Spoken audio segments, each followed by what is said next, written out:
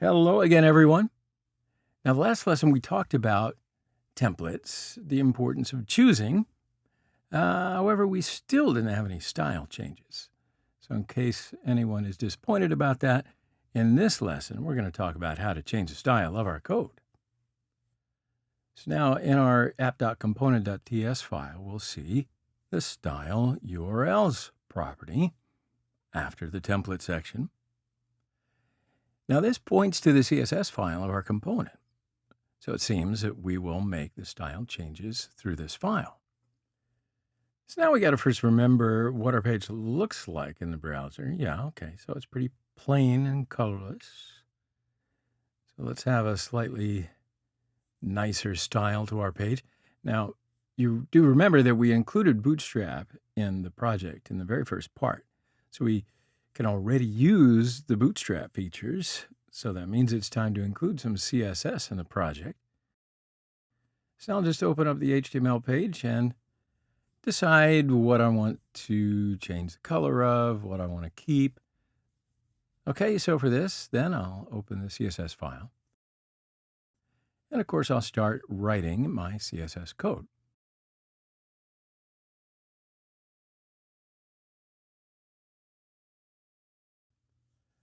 Now let's say that first I want this text to be red, and I'll save the changes, and the text turns red.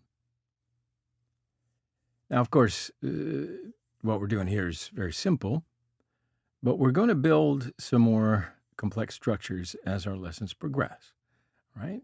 You got to start simple. Now, I want to make an important point for you. We need to know the CSS properties for each component should be made in itself. So we've defined a style property for the app component here. If we're going to define a style for the products component, we must make it in its own CSS file in this folder. And the same for the product component.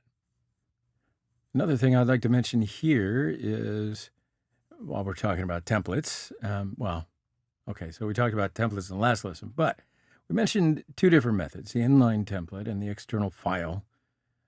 So likewise, we can use an inline style or an external file to change style. So let's examine this. On this file.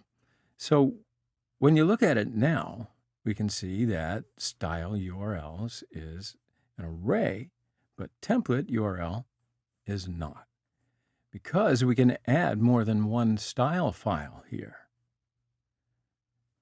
So that's why it's defined as an array. Okay, I just wanted to point that out. So let's continue. Now here we're going to use the styles property, not style URLs.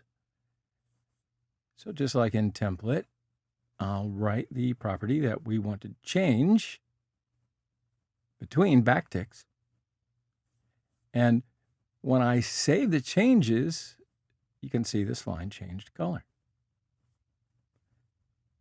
All right, so that's how you change style in a couple of different ways.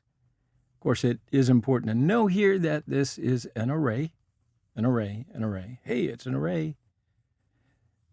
Also, we have to use one template while creating our component, but not for style.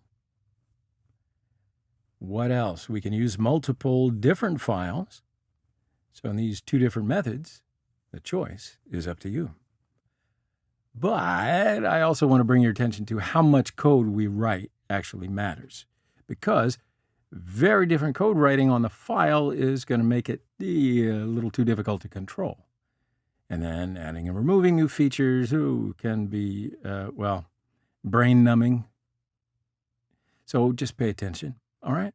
So my friends, we've made a few simple examples for now, and we certainly learned about working with templates and styles.